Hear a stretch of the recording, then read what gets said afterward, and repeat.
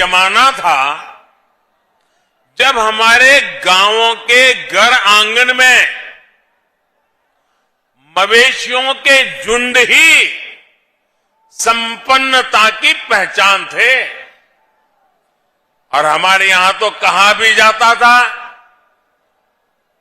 हर कोई इसे पशुधन कहता है।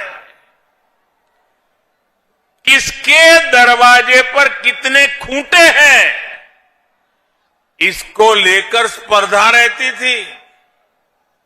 हमारे शास्त्रों में भी कामना की गई है, गावों में सर्वतः चैव गवाम मध्ये वसाम्यहम्, यानी गायें मेरे चारों ओर रहे और मैं गायों के बीच निवास करूं। ये सेक्टर हमारे यहां रोजगार का भी हमेशा से बहुत बड़ा माध्यम रहा है, लेकिन बहुत लंबे समय तक इस सेक्टर को जो समर्थन मिलना चाहिए था वो पहले की सरकारों में मिला नहीं। अब हमारी सरकार देश भर में इस स्थिति को बदल रही है। हमने कामधेनु आयोग का गठन किया, डेयरी सेक्टर के इंफ्रास्ट्रक्चर के लिए हजारों करोड़ रुपए का विशेष फंड बनाया है। हमने एक बहुत बड़ा अभियान चलाकर लाखों पशुपालकों को किसान क्रेडिट कार्ड की सुविधा से भी जोड़ा है। किसानों को अच्छी गुणवत्ता का चारा, बीज मिले, इसके लिए भी लगातार काम चल रहा है। पशुओं का घर पर ही इलाज हो, घर पर ही कृत्रिम गर्भाधान की व्यवस्था हो, इसके लिए भी देशव्यापी अभियान चलाया गया है। हमने पशुओं में फूट एंड माउथ डिसीज, खुरपका मुंहपका के नियंत्रण के लिए भी राष्ट्रव्यापी टीकाकरण मिशन चलाया है। हमारी सरकार सिर्फ बच्चों का ही मुफ्त टीकाकरण नहीं कर रही, सिर्फ कोरोना वैक्सीन ही मुफ्त नहीं लगा रही, बल्कि पशुधन को बचाने के लिए भी अनेक टीके मुफ्त लगवा रही है। साथियों, देश में इन्हीं प्रयासों का परिणाम है कि 6-7 वर्ष पहले की तुलना में देश में दूध उत्पादन लगभग 45% बढ़ा है, यानी करीब करीब 1.5 गुना हुआ है। आज भारत दुनिया का लगभग 22% दूध उत्पादन करता है, करीब करीब 1/4।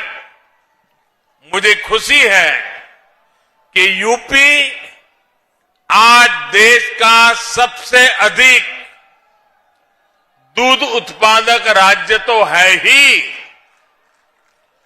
डेयरी सेक्टर के विस्तार में भी बहुत आगे है। भाइयों और बहनों, मेरा अटूट विश्वास है कि देश का डेयरी सेक्टर, पशुपालन, श्वेत क्रांति में नई ऊर्जा, किसानों की स्थिति को बदलने में बहुत बड़ी भूमिका निभा सकती है। इस विश्वास के कई कारण भी हैं। पहला ये कि पशुपालन, देश के छोटे किसान जिनकी संख्या 10 करोड़ से भी अधिक है, उनकी अतिरिक्त आय का बहुत बड़ा साधन बन सकता है। दूसरा ये कि भारत के डेयरी प्रोडक्ट के पास विदेशों का बहुत बड़ा बाजार है, जिसमें आगे बढ़ने की बहुत सारी संभावनाएं हमारे पास है। तीसरा ये कि पशुपालन महिलाओं के आर्थिक उत्थान, उनकी उद्यमशीलता को आगे बढ़ाने का बहुत बड़ा जरिया है।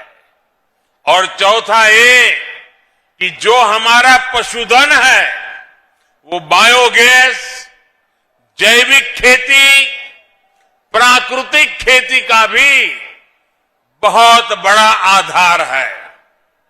जो पशु दूध देने योग्य नहीं रह जाते वो बोझ नहीं होते, बल्कि वो भी हर दिन किसानों की आय बढ़ा सकते हैं।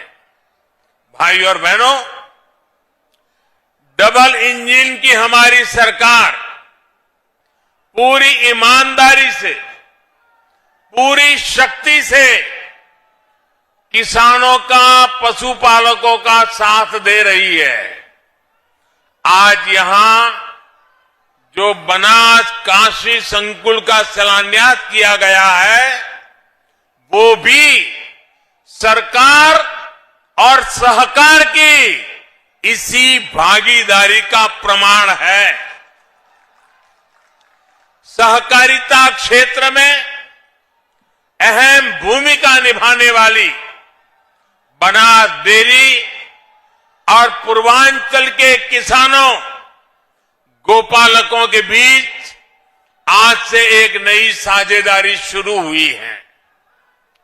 ये आधुनिक डेयरी प्लांट जब तैयार हो जाएगा तो पिंडरा ही नहीं, शिवपुर, सेवापुरी, रोहनिया और गाजीपुर, जौनपुर, चंदौली, मिर्जापुर, बलिया, आजमगढ़, मऊ जैसे जिलों के हजारों लाखों किसानों को इससे लाभ होगा। बनास काशी संकुल की इसकी वजह से आसपास के अनेक गांवों में दूध समितियां बनेगी, कलेक्शन सेंटर बनेंगे और दूध के खराब होने की चिंता से मुक्ति मिलेगी। यही नहीं, यहां अच्छी नस्ल के पशुओं के लिए किसानों को मदद मिलेगी और पशुओं के लिए बढ़िया क्वालिटी का आहार भी उपलब्ध कराया जाएगा। दूध, दही, छाछ, मक्खन, पनीर के अलावा यहां आइसक्रीम और मिठाइयां भी बनेगी। इंडिया टीवी हर वक्त हर जगह डाउनलोड करने के लिए सर्च करें India TV news Google play store या ऐप स्टोर पर।